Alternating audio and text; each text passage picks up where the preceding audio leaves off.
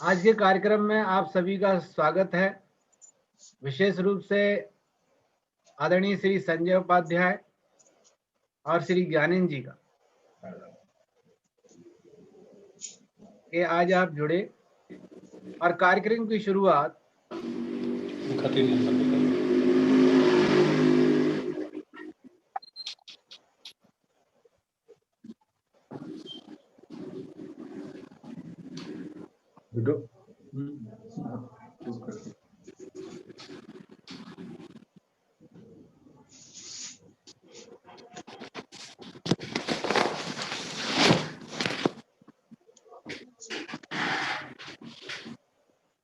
कार्यक्रम की शुरुआत करते हैं गायत्री मंत्र से। श्री महेंद्र सिंह एडवोकेट गायत्री मंत्र से कार्यक्रम की शुरुआत करेंगे गुरु जी का आह्वान करते हुए। और हमारा कार्यक्रम YouTube पर भी लाइव चल रहा है, तो इस कार्यक्रम का लाभ ज्यादा से ज्यादा लोगों को मिलेगा। श्री महेंद्र सिंह एडवोकेट अयोध्या से।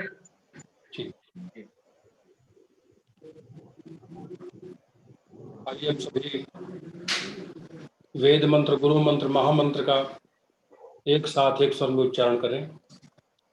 ओम भूर्भुवः स्वः कार्यक्रम की शुरुआत करेंगे गुरु जी का आह्वान करते हुए। और हमारा कार्यक्रम YouTube पर भी लाइव चल रहा है। कार्यक्रम का लाभ ज्यादा से ज्यादा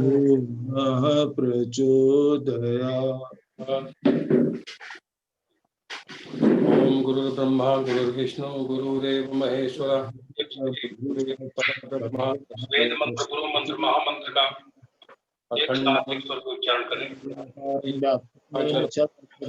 पदम तस्मै श्री गुरुवे नमः। अधिवक्ता अभियान के चेयरमैन मुखिया श्रद्धेय श्री जितेंद्र सिंह सर, आज के मुख्य वक्ता महोदय एवं हमारे सभी सम्मानित आप सभी को नवरात्रि की अष्टमी की बहुत बहुत हार्दिक शुभकामनाएं। आज अष्टमी है, हम सभी लोगों ने व्रत रखा। कुछ लोग आज हवन किए, कुछ लोग कल करेंगे। नवमी कल है, कुछ लोग शांति कुंज में पूर्णाहुति कल होगी, कुछ लोगों ने आज किया। तो इस नवरात्रि पर्व की आप सभी को दोबारा बहुत हार्दिक शुभकामनाएं। ये हमारा अभियान बहुत ही गुणवत्ता के साथ में, गहराई के साथ में और विद्वता से भरा हुआ सामाजिक समस्याओं का समय समय पर निवारण किया जा रहा है। लोगों की अनेक प्रकार की समस्याएं सुलझती हैं। एक अच्छा लीगल प्लेटफॉर्म है। और आज के हमारे लेबर लॉ के ऊपर, क्योंकि पिछले दिनों लॉकडाउन के दौरान लेबरों की बड़ी समस्याएं पूरे देश के सामने उभर करके आई। लेबर शक्ति भारत के प्रोडक्शन की एक बहुत महत्वपूर्ण शक्ति होती है और इस दुनिया के अंदर सबसे ज्यादा लेबर भारतवर्ष में है। भारतवर्ष में लेबर होने के नाते यहाँ पर जो कास्ट प्रोडक्शन होता है उसकी कास्ट कम हो जाती है। लेबर एक बड़ी पावर है हमारे यहाँ, कम मूल्य पर ज्यादा उपलब्ध होते हैं। इनका मैनेजमेंट, इनकी देखभाल, इनके अच्छे भविष्य की रूपरेखा व्यवस्था के लिए आज का विषय बहुत ही अनुकूल और समय के हिसाब से रखा गया है कि हमारा जो लेबर वर्ग है, हमारा जो श्रमिक वर्ग है, इनका सही नियोजन हो, इनका स्वास्थ्य ठीक हो, इनको रोजगार मिले, इनका एक संविधान टाइप का कुछ ऐसा निर्धारित हो। तो इस विषय में जो आज का लेक्चर है हमारे मुख्य अतिथि महोदय के द्वारा बहुत ही अच्छा विषय रखा गया है। धन्यवाद। आगे श्रद्धेय जितेंद्र सिंह सर मार्गदर्शन करें।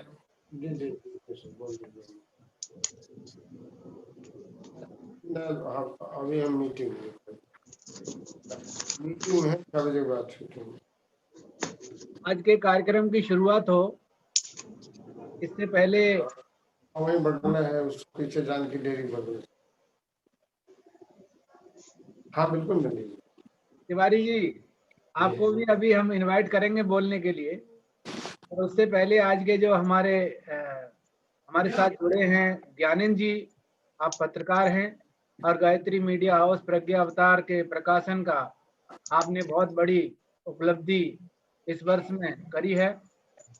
समाज के लिए, लोक के लिए, जन कल्याण के लिए, जागरूकता के लिए आप लोक सेवा के लिए कोरोना वॉरियर के रूप में, पत्रकार के रूप में कार्यरत रहे और अभी भी कार्यरत हैं और इस कार्य को बड़ी संजीदगी से कर रहे हैं। तो हमारा आपसे निवेदन है आदरणीय ज्ञानेंद्र सिंह जी कि आप भी इस कार्यक्रम में अपने विचार और अपना अनुभव और अपना मार्गदर्शन हम सबको दें। बहुत बहुत धन्यवाद सिंह साहब। बेहतर होता पहले मुख्य वक्ता कुछ बोल देते, लेकिन चलिए आपने हमें मौका दिया, थैंक यू। और ये भारत वास्तव में एक कृषि प्रधान और श्रमिक प्रधान देश है और अभी जो सबसे बड़ी मार हम लोग झेल रहे हैं कोरोना की, उसमें अगर सबसे ज्यादा कोई प्रभावित हुआ है पूरे देश में तो वो इस देश का श्रमिक प्रभावित हुआ है। और श्रमिक के साथ साथ पूंजीपति भी प्रभावित हुए हैं।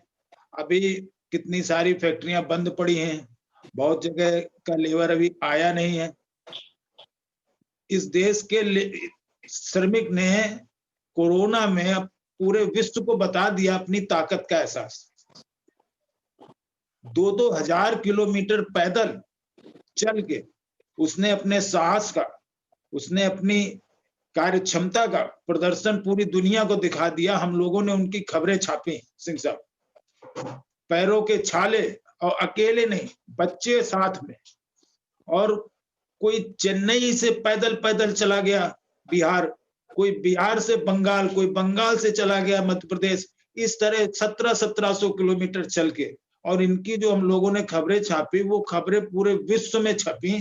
तो भारत का श्रम जो है, भारत का श्रमिक जो है, इस कोरोना के माध्यम से पूरे दुनिया में उसने अपनी एक मजबूत पहचान को भी दिखा दिया कि हम ये कर सकते। चाहते तो कहीं भी वो बने रहते, उनको हर कोई खाने को दे देता, लेकिन उन्होंने कहा नहीं, हम घर जाएंगे। और बाद में हमारे प्रधानमंत्री जी ने, और जब रेल मंत्री जी को ये पता लगा, गृह मंत्री जी को पता लगा, तो फिर 126 पूरे देश में 126 श्रमिक स्पेशल ट्रेन चलाई गई उनको ले जाने के लिए, छोड़ने के लिए। लेकिन फिर भी बड़ी हौच पौच रही। तो पहला तो ये रहा कि हमारे श्रमिकों ने जो है बहुत इसमें कष्ट सहा, और फिर भी उनका हौसला पस्त नहीं हुआ। और अभी भी हमारे प्रधानमंत्री जी ने उनको राहत दिया है नवंबर तक, और नवंबर के बाद वो अपने अपने काम पे लौटेंगे। सबसे ज्यादा बिहार में है, मध्य प्रदेश में है, उत्तर प्रदेश में है श्रमिक, तो ये वापस आएंगे अपने उसमें। और मैं चाहूंगा कि एक हमारे पास इतने बड़े लेबर इंस्टीट्यूट के एक्सपर्ट यहाँ मौजूद है, तो ये कोरोना के बाद श्रमिकों की देश में क्या स्थिति होगी और इनको क्या हम कुछ लाभांश के रूप में इन्हें कुछ दे पाएंगे, क्योंकि वो उनको इतने दिन तक मजदूरी में मिली नहीं, लेबर का कोई पैसा मिला नहीं। 5-5 हजार रुपए सरकार ने दिया है, लेकिन अब जब वो अपने काम पे लौटेंगे तो क्या वो फैक्ट्री वाला, क्या वो मिल वाला इन्हें उसी सम्मान से रखेगा? नंबर 1। नंबर 2, क्या इनको कुछ कंपनसेट मिलेगा? इनको कुछ जैसे अभी दिवाली आ रही है, हर उसको चाहिए कि इन्हें कुछ पैसा मिलना चाहिए बोनस के रूप में।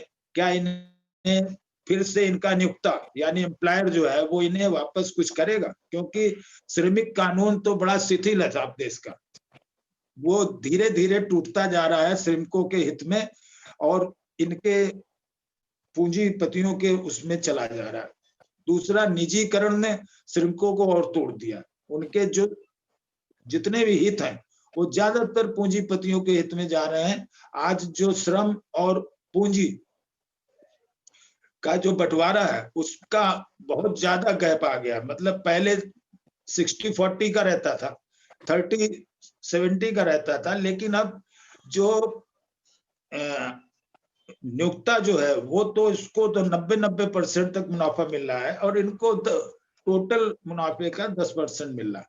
और इसमें आप सबसे ज्यादा देख लीजिए, कभी कहा जाता था कि रेलवे जो है पूरे विश्व का सबसे बड़ा नियोक्ता है, उसके यहाँ सबसे ज्यादा कर्मचारी काम करता है। आज उसके यहाँ सबसे ज्यादा कर्मचारियों की कटिंग हो रही है और श्रमिक कानूनों का सबसे ज्यादा उनके यहाँ उल्लंघन हो रहा है, जबकि उनके यहाँ की श्रमिक यूनियन, लेबर यूनियन सबसे स्ट्रांग थी। लेकिन उसको तोड़ने के लिए रेलवे ने इस कदर प्राइवेटाइजेशन किया, इस कदर निजीकरण किया कि आज वहां पे 23 कारपोरेशन आउटसोर्सिंग के जरिए काम कर रहा है। अब एक ताजा उदाहरण कल का है कि पार्लियामेंट, हमारे भारत की संसद में और उसके आसपास जो भी खाना पीना मिलता था वो सब रेलवे की व्यवस्था थी, रेलवे ने वो भी समाप्त कर दिया। मतलब वहां जो मजदूर काम करते थे अब उन्हें उनका क्या असर होगा पता नहीं।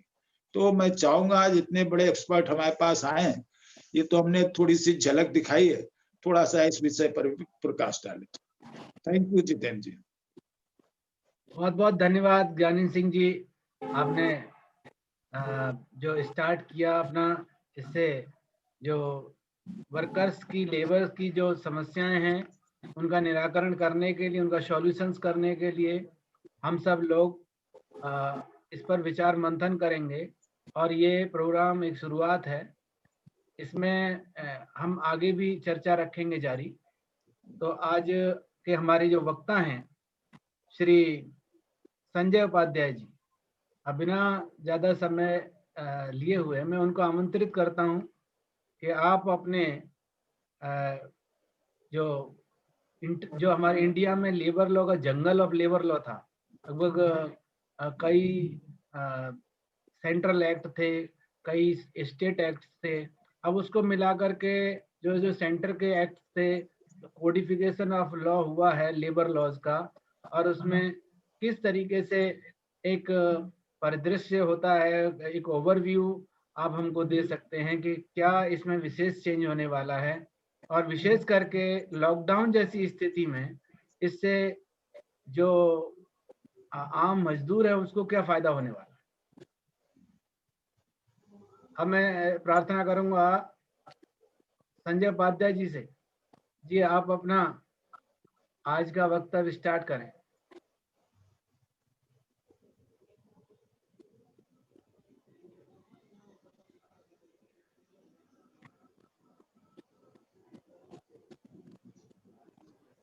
और अन्य सभी श्रोतागण जो अभी इससे जुड़े हुए हैं, आप सभी को मेरा हार्दिक अभिवादन और रामनवमी की हार्दिक शुभकामनाएं। सबसे पहले तो मैं साधुवाद देना चाहूँगा जितेंद्र जी को और उनका जो अधिवक्ता अभियान है उसको, कि आपने इतना महत्वपूर्ण विषय चुना आज की परिचर्चा के लिए। और मैं कोई विषय का अपने आप को विशेषज्ञ और ज्ञाता तो नहीं मानता हूँ, पर हाँ इतना अवश्य है कि क्योंकि मैं राष्ट्रीय श्रम संस्थान में काम करता हूँ तो निश्चित तौर पर मैं कह सकता हूँ कि मेरी अगर श्रम से जुड़े सही मामलों में बहुत ही रुचि है। और मुझे ऐसा लगता है कि समाज में जो कुछ भी अच्छा है वो चलता रहना चाहिए, और जो कुछ भी ऐसी चीज़ें अप्रिय चीज़ें हैं वो जल्दी जल्दी समाप्त होनी चाहिए।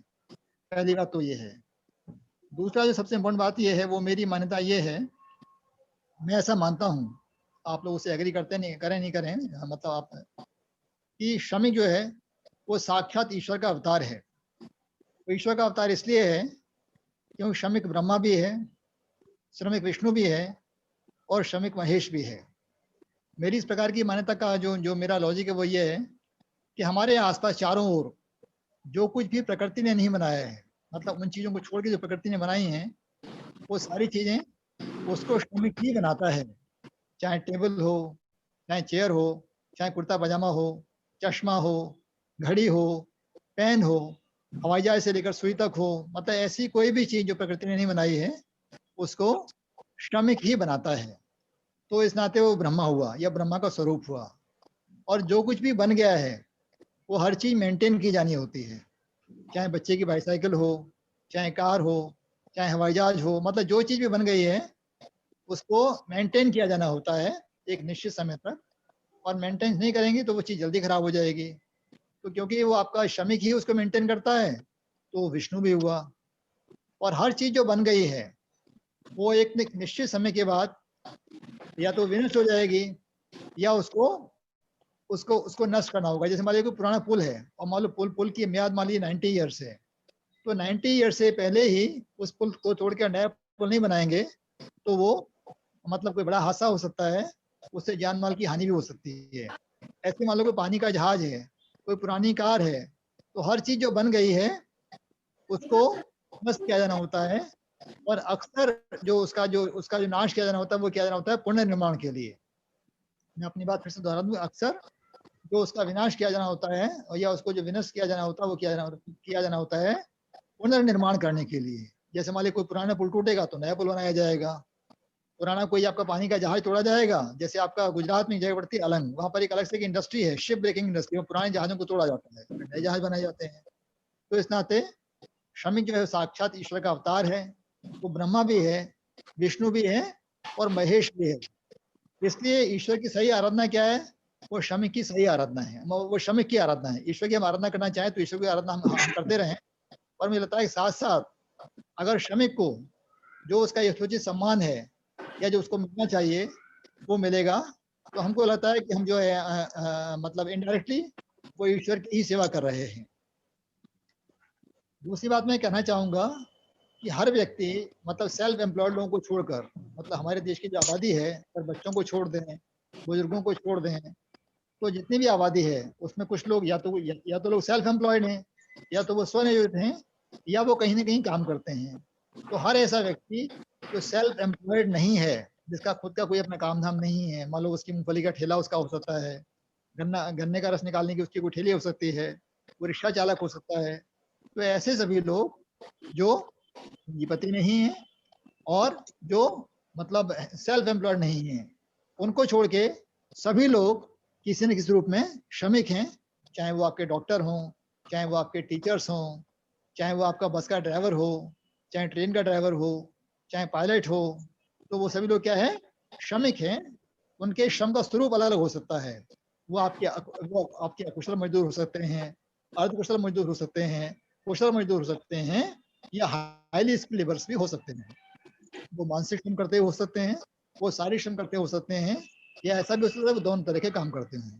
तो सभी लोग श्रमिक हैं। और हर व्यक्ति जो श्रमिक है वो क्या चाहता है?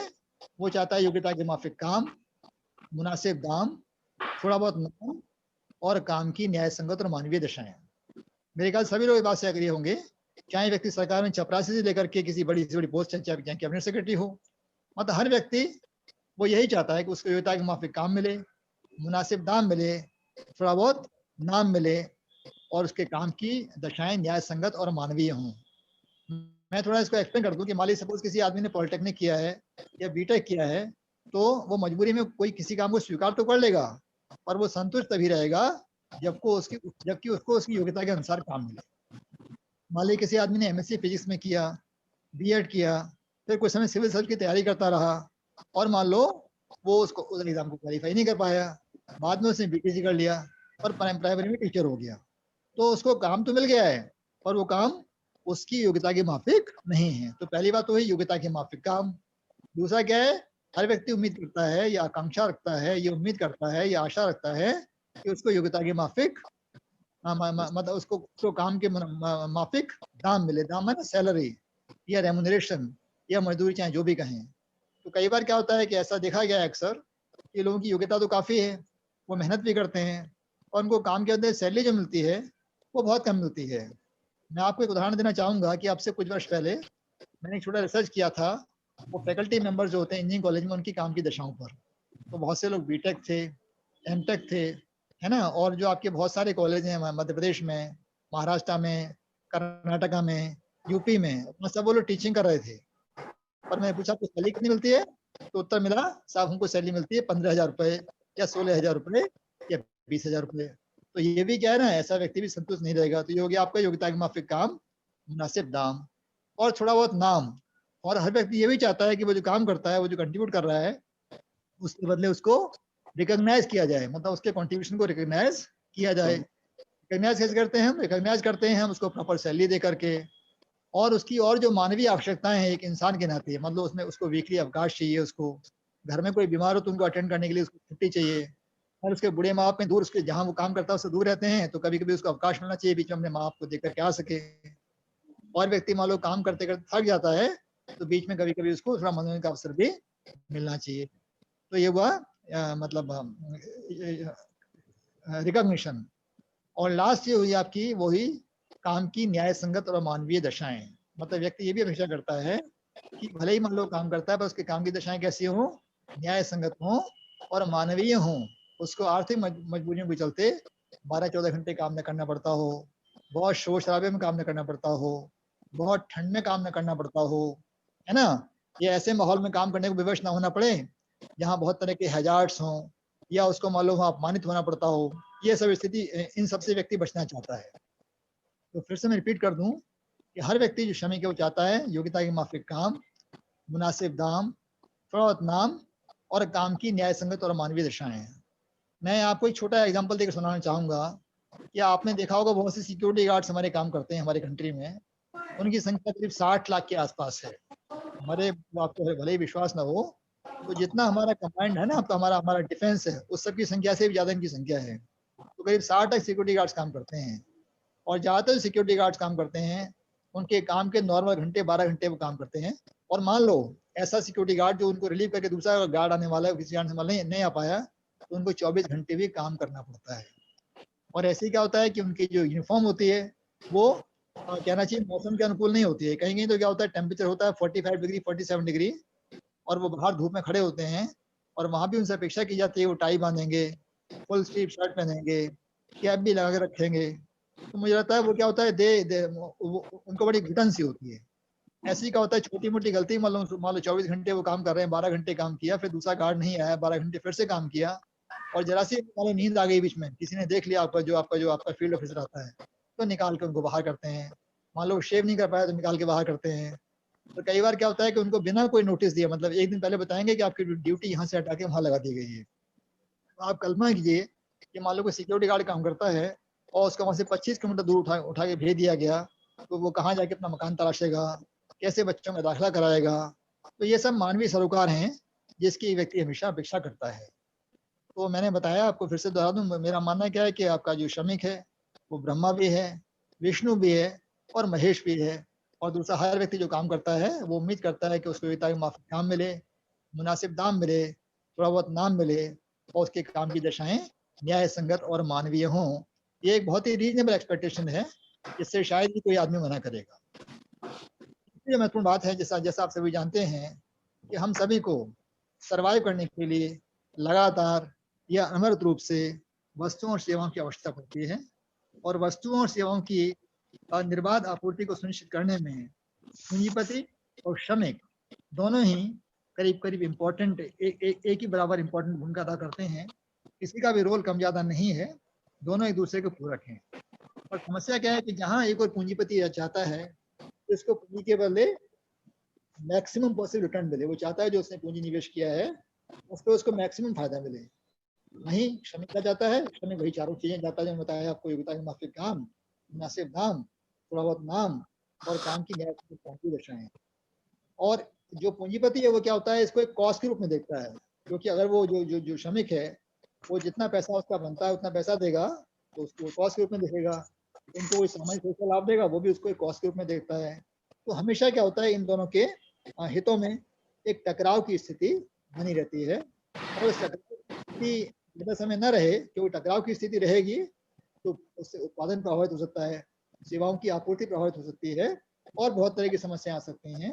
तो उसके चलते जो सरकार है, सरकार को मानते हैं, सरकार को ऐसा माना जाता है कि सरकार सभी के इंटरेस्ट को रिप्रेजेंट करती है। तो स्टेट या सरकार को इंटरवीन करना होता है, या स्टेट और सरकार इंटरवीन करती है। और स्टेट या सरकार इंटरवीन कैसे करती है, स्टेट या सरकार इंटरवीन करती है by way of making various labour law. सरकार कैसे इंटरवीन करती है, सरकार क्या होता है, मालिक और मजदूर के हितों में बैलेंस कायम रखने के लिए समय समय पर बहुत सारे श्रम कानून बनाती है। और यही कारण है कि हमारे अपने देश में भी बहुत सारे श्रम कानून हैं। श्रम कानूनों का एक पुराना इतिहास है, और सबसे पहला श्रम कानून जो बना था वो बना था 1881 का फैक्ट्रीज एक्ट। कुछ और भी कानून हो सकते हैं, और मतलब जो सिलसिला जो शुरू हुआ, जो लगातार तक चला आ रहा है, वो था आपका 1881 का फैक्ट्रीज एक्ट। इस एक्ट में क्या किया गया था कि ये एक्ट बनने से पहले कारखानों में जो बच्चे जो काम करते थे, वो कई बार 5-6 साल के बच्चे भी काम करते थे और उनके काम के घंटे कुछ भी निश्चित नहीं थे। वो लोग सूर्योदय से लेकर के सूर्यास्त तक काम करते थे और कई बार काम करते करते बहुतों की मृत्यु भी हो जाया करती थी। तो उस समय लोगों को लगा ये तो बहुत अमानवीय स्थिति है।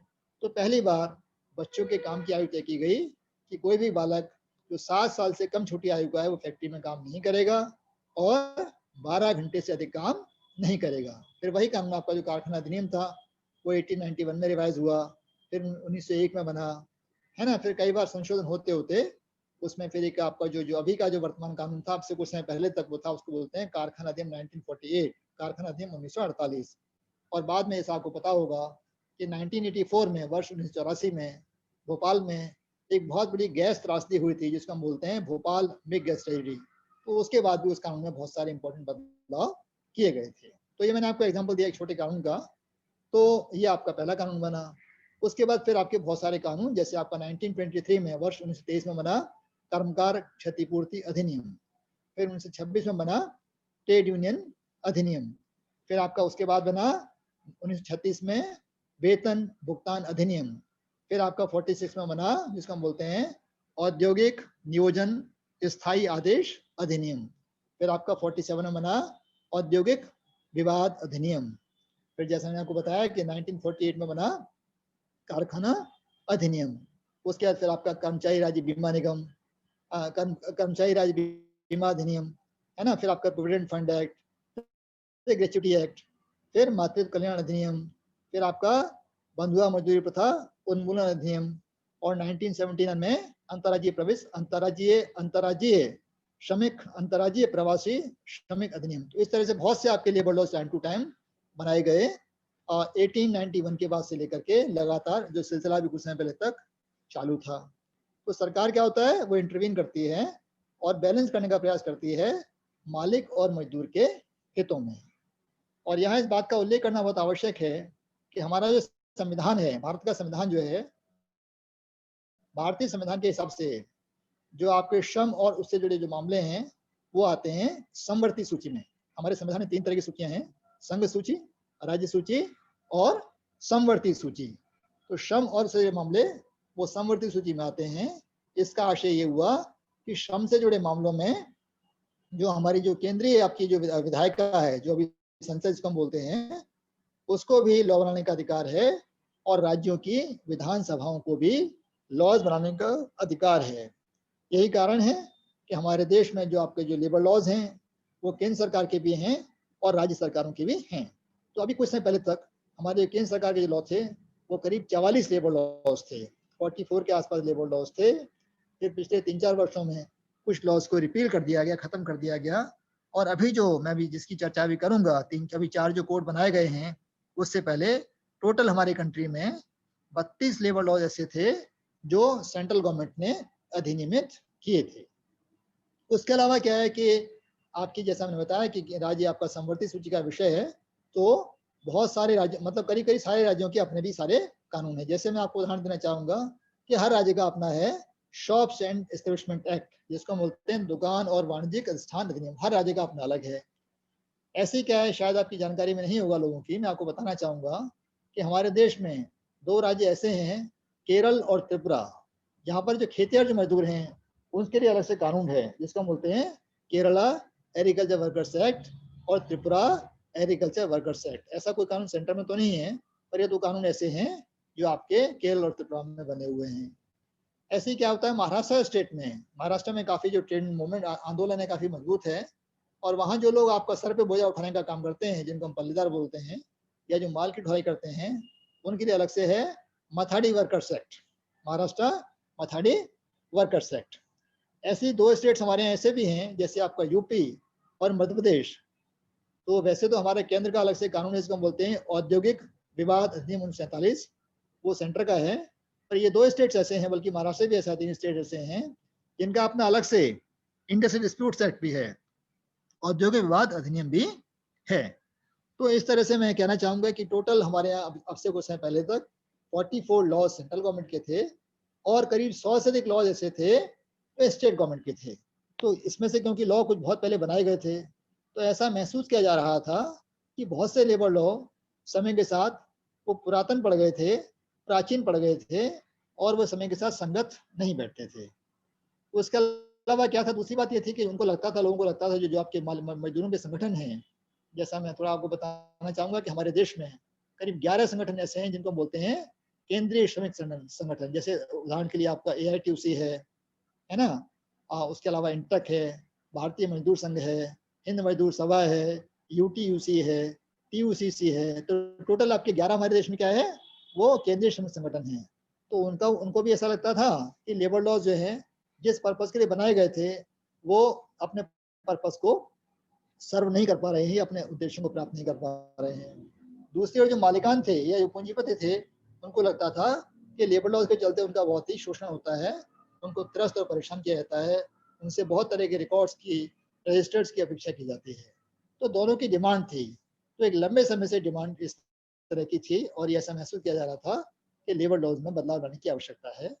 तो जैसा आप में से कुछ लोगों को शायद पता होगा कि हमारे देश में श्रम के क्षेत्र में 3 आयोग अब तक बने हैं बहुत महत्वपूर्ण। तो एक तो बना था, इसको हम बोलते हैं जॉन विटले कमीशन, जिसकी रिपोर्ट 1929 में आई थी, 1929 में आई थी रिपोर्ट आपकी। इसको हम बोलते हैं रॉयल कमीशन भी बोलते हैं उसको, रॉयल कमीशन ऑन लेबर। और क्योंकि उसके अध्यक्ष जॉन विटले थे इसलिए उसको विटले कमीशन भी बोलते हैं। तो वो रिपोर्ट 1929 में आई थी और वो जो रिपोर्ट आई थी उसमें बहुत सी अनुशंसाएं की गई थी, बहुत से रिकमेंडेशन किए गए थे मजदूरों के हितों में सुधार लाने के लिए। और उसमें जो जो जो जो अनुशंसाएं आई थी उनके चलते काफी सुधार लाया भी गया था।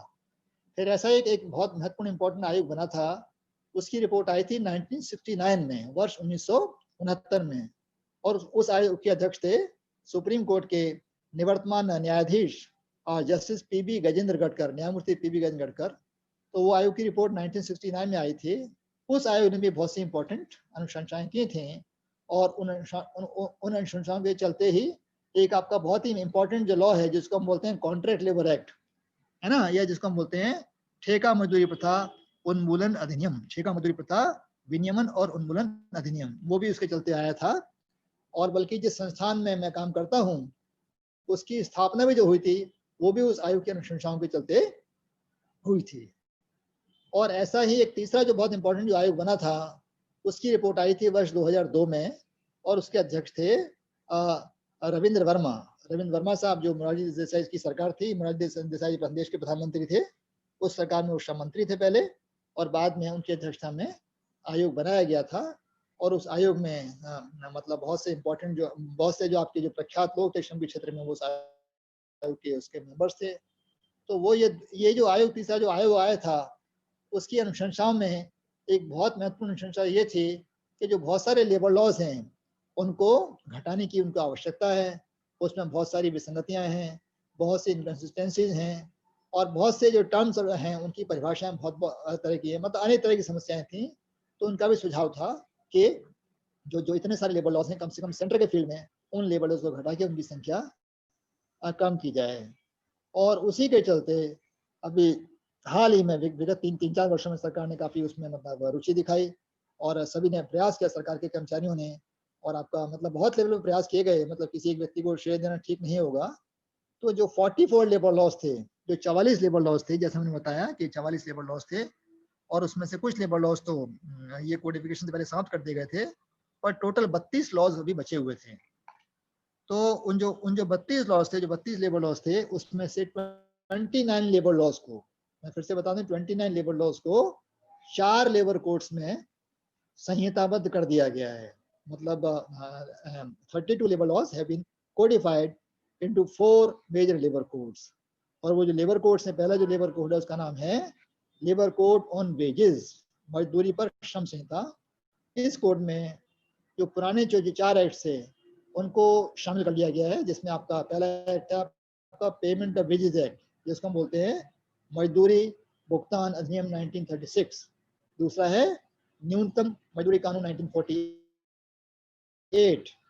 तीसरा है बोनस भुगतान अधिनियम 1965 और चौथा है समान पारिश्रमिक अधिनियम 1976। तो मजदूरी से जुड़े जो 4 जो लॉस थे, मैं फिर से दोहरा दूं, payment of wages act, minimum wages act, payment of bonus act और इक्वल रेम्यूनरेशन एक्ट, इन चारों कानून को मिला करके एक लॉ बना दिया गया, इसका नाम है कोड ऑन वेजेस। ये लॉ बन चुका है, संसद के दोनों सदनों से पास हो चुका है और 2019 में, मतलब गत वर्ष सितंबर के आसपास, इसका जो आपका जो भारत का जो राजपत्र होता है उसमें प्रकाशित भी ये हो चुका है, लेबर कोड ऑन वेजेस। ऐसे क्या है कि जो लॉज थे जिनको हम बोलते हैं औद्योगिक संबंध कानून या जिनको हम बोलते हैं एम्प्लॉयमेंट रिलेशंस लॉज या इंडस्ट्रियल रिलेशंस लॉज, उस कैटेगरी में आपके 3 कानून आया करते थे। पहला कानून था ट्रेड यूनियन अधिनियम 1926, दूसरा था औद्योगिक नियोजन स्थायी आदेश अधिनियम 1946 और तीसरा था औद्योगिक विवाद अधिनियम 1947। Trade union act 1926, industrial employment standing orders act 1946 और इंडस्ट्रियल डिस्प्यूट्स एक्ट 1947। तो इन तीनों लॉज को मिलाकर के लॉ बना दिया गया है जिसका नाम है labour code on industrial relations या IR कोड।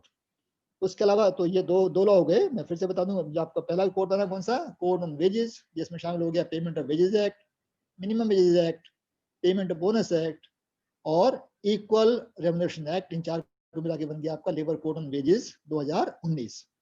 और जो लॉज थे in the area of industrial relations, जिसमें आपका आ गया trade union act 1926, trade union अधिनियम 1926, औद्योगिक नियोजन स्थायी आदेश अधिनियम 1946 और औद्योगिक विवाद अधिनियम 1947। इन तीनों को मिला के बना दिया गया जिसको हम बोलते हैं labour code on industrial relations. ऐसे जो कानून थे आपके जिनको हम बोलते हैं सामाजिक सुरक्षा कानून, है ना, जिनको हम बोलते हैं सोशल सिक्योरिटी लॉज, जैसे उदाहरण के लिए आपका employees provident fund and miscellaneous provident act, EPF act, या आपका पहला हो गया आपका एम्प्लॉइज स्टेट इंश्योरेंस एक्ट, कर्मचारी राज्य बीमा अधिनियम 1948। ऐसे आपका employees provident fund and miscellaneous provident act, जिसको बोलते हैं कर्मचारी भविष्य निधि व अन्य प्रकीर्ण उपबंध अधिनियम 1952। ऐसे आपका हो गया आपका कर्मकार क्षतिपूर्ति अधिनियम, या मान लीजिए मातृत्व कल्याण अधिनियम, या मान लीजिए पेमेंट ऑफ ग्रेच्युटी एक्ट। तो इस तरह के टोटल जो आपके जो 9 लॉज थे जिनको हम बोलते थे सामाजिक सुरक्षा कानून, उन 9 लॉज को बना करके बना दिया गया है सोशल सिक्योरिटी कोड या code on occupation, code on social security. उसके अलावा एक लॉ और बनाया गया, इसका नाम है, उसको बोलते हैं labour code on occupation safety health and working conditions. तो ये जो लॉ है, ये जो कोड है, इसमें 13 जो आपके लिए जो लॉज थे, 13 जो लॉज थे उसको इस लॉ में शामिल कर दिया गया है। जैसे आपका मान लीजिए हो गया प्रैक्टिस एक्ट है, माइंस एक्ट है, प्लांटेशन लेबर एक्ट है, अंतर्राज्यीय प्रवासी श्रमिक अधिनियम एक्ट है, कॉन्ट्रैक्ट लेबर एक्ट है। तो इस तरह के टोटल 13 लॉज को मिलाकर इसमें डाल दिया गया। इसमें बोलते हैं labour code on occupation safety health and working conditions. तो टोटल 29 लेबर लॉज को 4 लेबर लॉज में, 4 लेबर कोड्स में कोडिफाई कर दिया गया है। और ये जो पहला, जैसा हमने बताया, पहला जो आपका कोड था लेबर कोड ऑन वेजेस, वो 2019 में गजट में आ गया था। और ये वाले जो कोड्स हैं आपके बाद में के 3 कोड्स, ये भी आपके अभी हाल में करीब मतलब लगभग 1 महीने पहले ये भी आपके गजट में प्रकाशित हो चुके हैं। और अभी इसमें जो इम्पोर्टेंट बात है वो ये है कि रूल्स को बनाने का काम अभी चल रहा है, जो रूल्स को बनाने का काम अभी चल रहा है। और मुझे विश्वस्त सूत्रों से ज्ञात हुआ है, क्योंकि मेरे कुछ मित्र लोग श्रम मंत्रालय में काम करते हैं जो इन रूल मेकिंग कमेटीज के मेंबर्स हैं, तो ऐसा मेरा अनुमान है कि संभवतः ये दिसंबर के अंत तक या जनवरी के आते आते ये चारों जो कोर्ट्स के रूल्स हैं वो भी आपके नोटिफाई हो जाएंगे। और उसके बाद से कोई आपके एक डेट तय की जाएगी, तो या तो चारों कोर्ट्स को आपका एक ही डेट से, या जो चारों कोर्ट्स हैं वो डिफरेंट डेट से भी नोटिफाई होंगे, वो लागू हो जाएंगे। और ये जो अब तक के जितने लेबर लॉज थे, करीब 29 लेबर लॉज, वो आपका इतिहास की वस्तु बन जाएंगी। अब प्रश्न ये उठता है कि इनको बदलाव करने की आवश्यकता का मुख्य कारण ये था। मुख्य कारण क्या था? तो जैसा मैंने बताया कि लोगों को लगता था कि बहुत से लेबर लॉज आपके पुरातन हो चुके हैं, वो समय के अनुरूप नहीं है, या जो एम्प्लॉयर्स थे उनका मानना ये भी था कि लॉज आपके ये इन्वेस्टमेंट फ्रेंडली लॉ नहीं है, इनके चलते निवेश में उनको दिक्कत आती है, उनको वर्कर्स को हटाने में दिक्कत आती है। मतलब उनका अपना पक्ष था और जो मजदूरों के संगठन थे उनका अपना पक्ष था, तो जिसके चलते लॉज बनाए गए। अब सवाल उठता है कि ये जो लॉज बनाए गए हैं इसमें मुख्य बदलाव क्या क्या किया गया है। तो मैं शुरुआत करना चाहूंगा। जैसे पहला कोड है आपका लेबर कोड ऑन वेजेस। तो कोड ऑन वेजेस में जो मुख्य बदलाव किया गया है, वो जो पहले के जो 4 लॉज थे, वो बदलाव ये किया गया कि पहले जो आपका जो लॉ अप्लाई करता था, जैसे मान लीजिए पेमेंट ऑफ वेजेस एक्ट या वेतन भुगतान अधिनियम, उसका जो इम्प्लीमेंटेशन था या उसकी जो एप्लीकेबिलिटी थी, वो एक निश्चित सीमा तक वेतन पाने वालों पर ही लागू होता था। जैसे उस समय लास्ट में उसकी सीलिंग थी 18,000 रुपए। तो जो लोग 18,000 या उससे कम तक पाते थे, वो जो लॉ था जिसको हम बोलते हैं पेमेंट ऑफ वेजेस एक्ट या वेतन भुगतान अधिनियम, उसका लाभ केवल उन तक ही सीमित था। और आपको जान के आश्चर्य होगा, ये जो लॉ है वो इतना महत्वपूर्ण लॉ है क्योंकि इसमें 4 बातें कही गई हैं कि एक तो जो व्यक्ति काम करता है उसको काम के बदले पैसा मिलेगा, पैसा समय से मिलेगा और बिना किसी अनधिकृत कटौती के मिलेगा। और चौथी बात क्या है, किसी व्यक्ति का वेज पीरियड वो 1 महीने से अधिक नहीं होगा। मतलब ये देखिए कितनी इंपॉर्टेंट बात है कि अगर व्यक्ति मान लो मेरी तनख्वाह 30,000 रुपए है और मान लो मुझे मेरा मालिक वेतन नहीं देता, तो मुझे लीगल राइट नहीं था किसी उस एक्ट में मुझे कोई लीगल राइट नहीं था, मतलब जबकि उसका नाम क्या है, वेतन भुगतान अधिनियम। क्योंकि अगर मैं जाता अथॉरिटी के पास, अथॉरिटी बोलती कि आप तो 18,000 से ऊपर पाते हैं, तो हम इसमें कोई आपकी हेल्प नहीं कर पाएंगे। मतलब और फोरम थे, 1-2 फोरम, पर वो रास्ता सीधा रास्ता नहीं था। तो एक तो ये था आपका कि जो व्यक्ति काम करता है काम के बदले पैसा मिलेगा, पैसा समय से मिलेगा। समय से मतलब with in 7 days of the expiry of the ways period. अगर कोई व्यक्ति काम करता है तो उसको उसका पैसा जो उसका वेज पीरियड है उसके 7 दिन से पहले मिल जाएगा। मान लो कोई काम करता है, कोई मान लो मजदूर काम करता है डेली वेजेस पर, तो उसका वेज पीरियड होगा सुबह से शाम तक, तो उसका पैसा 8 दिन तक मिल जाना चाहिए। कोई व्यक्ति मान लो काम करता है वीकली बेसिस पर, साप्ताहिक आधार पर, तो उसका एक वेज पीरियड 7 दिन के बाद खत्म होगा, तो उसका पैसा उस 7 दिन के बाद अगले 7 दिन मिल जाना चाहिए। ऐसे जो व्यक्ति काम करता है मंथली आधार पर या मासिक आधार पर जो व्यक्ति काम करता है, उसका वेज पीरियड होता है, उसकी सैलरी ड्यू होती है महीने के एंड में, तो उसका पैसा भी वो महीना खत्म होने के बाद 7 दिन तक मिल जाना चाहिए। ऐसे ही क्या है कि किसी व्यक्ति की मजदूरी से कोई कटौती नहीं की जाएगी, ये भी उसमें था। और चौथा कि किसी व्यक्ति का वेज पीरियड 1 माह से अधिक नहीं होगा। मतलब कोई व्यक्ति को आप रख सकते हैं वो percentage on A daily basis पर रख सकते हैं, उसको वीकली रख सकते हैं, है ना, पाक्षिक तौर पर रख सकते हैं, और मैक्सिमम मासिक आधार पर किसी व्यक्ति को नियोजित किया जा सकता है। मतलब कोई मालिक ये नहीं कहेगा कि मैं आपकी मजदूरी 2 महीने में एक बार दूंगा, वो ये तो कह सकता है कि मैं आपकी मजदूरी एक महीने में एक बार दूंगा, और उससे अधिक वो नहीं कर सकता। तो ये लॉ आपका इतना इंपॉर्टेंट लॉ था, पर क्योंकि उसमें सीलिंग थी कि जो 18,000 तक पाते हैं उन पर ये कानून लागू होगा या वही इसके दायरे में आएंगे। ऐसे जो दूसरा इंपॉर्टेंट जो कानून था जिसको हम बोलते हैं न्यूनतम मजदूरी कानून या मिनिमम वेजेस एक्ट, वो कानून भी बहुत इंपॉर्टेंट था।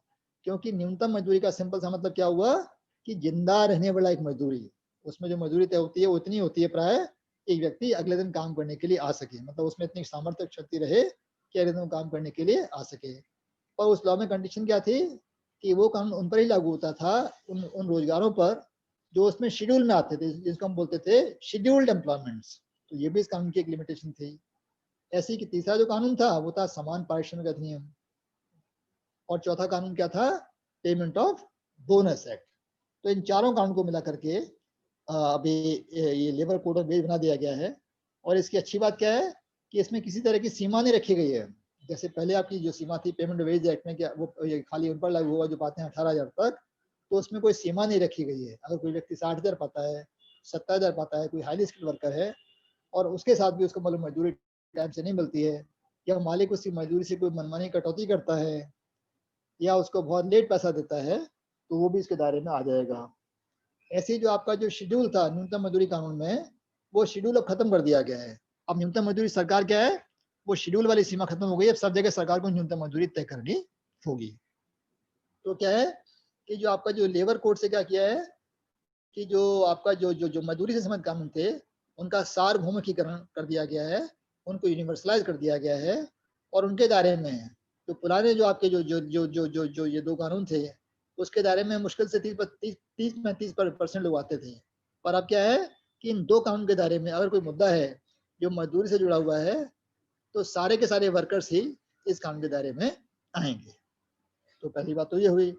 दूसरा क्या है, जो लेबर कोड में क्या था, पहले अगर कोई मालिक अगर कुछ कानून का उल्लंघन करता था तो पेनल्टी या सजा बहुत ही कम थी, तो अक्सर मालिक उसकी परवाह नहीं करता था। तो इन लॉज में क्या किया, इस लॉ में क्या किया गया है कि पेनल्टी जो है उसको बनाया गया प्रभावी या डेटरेंट, मतलब उसको ऐसा बनाया गया है कि कोई मालिक अगर कानून का उल्लंघन करता है तो उसको लगेगा कि मेरे लिए कानून का पालन करना मेरे लिए सस्ता पड़ेगा और उल्लंघन करना महंगा पड़ेगा, क्योंकि पेनल्टी बहुत सीवियर कर दी गई है। कहीं कहीं तो पेनल्टी बढ़ा करके 1 लाख से 5 लाख तक भी कर दी गई है। ऐसे ही आपका जो सजा का प्रावधान भी किया गया है। तो ये मुख्य बातें हैं आपकी लेबर कोड ऑन वेजेस की। ऐसे ही जो आपका जो दूसरा इम्पोर्टेंट कानून है जिसको हम बोलते हैं labour code on industrial relations, उसमें भी अनेक बदलाव किए गए हैं। तो उसमें मैं कुछ बातों पर प्रकाश डालना चाहूँगा। जैसे एक तो क्या है कि उसमें जो वर्कमैन था, तो पहले क्या था कि अगर कोई व्यक्ति सुपरवाइजर था और उसकी सैलरी 16,000 तक थी तो वो वर्कमैन की परिभाषा के दायरे में नहीं आता था। अब वो सीमा उसको हटा दिया गया है, उस सीमा को हटा दिया गया है। ऐसे ही क्या है कि पहले कभी भी क्या होता है, वर्कर्स अचानक से स्ट्राइक कर देते थे बिना नोटिस दिए, या जो आपके जो मालिक लोग थे वो कभी भी तालाबंदी कर देते थे।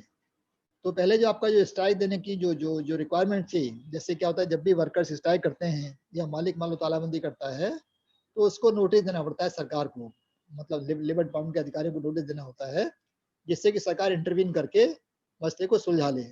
तो पहले जो नोटिस देने की रिक्वायरमेंट थी वो केवल थी जिसको हम बोलते हैं पब्लिक यूटिलिटी सर्विसेज, मतलब ऐसी सेवाएं जो लोक हित से जुड़ी हुई थी, केवल उसी में आवश्यकता पड़ती थी, अन्य में नोटिस देने की आवश्यकता नहीं थी। तो ये जो रिक्वायरमेंट है इसको अब आपकी जो गैर पब्लिक सर्विसेज हैं वहाँ भी मैंडेटरी कर दिया गया है। अगर आपका मालिक तालाबंदी करेगा या मजदूर स्ट्राइक करेंगे तो उनको भी कम से कम नोटिस, जैसा पहले होता था पब्लिक ड्यूटी में, वैसे ही अभी नोटिस देना होगा। और उसका लाभ क्या होगा कि सरकार के जो अधिकारी हैं जो डिपार्टमेंट के, वो इंटरवीन करके मसले को सुलझा सकते हैं और जो हानि होने वाली है मालिकों को और मजदूरों को और समाज के अन्य लोगों को जो हानि होने वाली है उससे बचा जा सकता है। ऐसे अगला जो इम्पोर्टेंट जो बदलाव किया गया है इस कोड में किया गया है कि पहले जो आपका जो मसले जाते थे लेबर कोर्ट में, तो लेबर कोर्ट में अक्सर क्या होता था, एक ही जज होता था लेबर कोर्ट ट्रिब्यूनल में। तो उसको बना दिया गया है कि अब उस लेबर कोर्ट ट्रिब्यूनल में, पहले लेबर कोर्ट तो खत्म कर देगा, उसको ट्रिब्यूनल बोलेंगे, और ट्रिब्यूनल में 2 मेंबर होंगे, एक मेंबर होगा जुडिशियल और दूसरा होगा प्रशासनिक। उससे लाभ क्या होगा कि अगर मान लो कोई एक मेंबर छुट्टी पर है तो उसके चलते मतलब दूसरा जज की सुनवाई कर लेगा। तो बहुत से मामले जो पेंडिंग रहते थे उनको थोड़ा सा हल करने में आसानी हो जाएगी। और उसका मुख्य कारण ये था कि हमारा जो कंट्री में केवल सेंट्रल स्फीयर में, केवल केंद्र के एरिया में करीब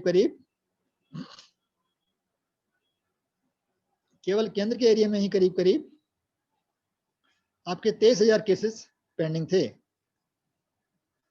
तो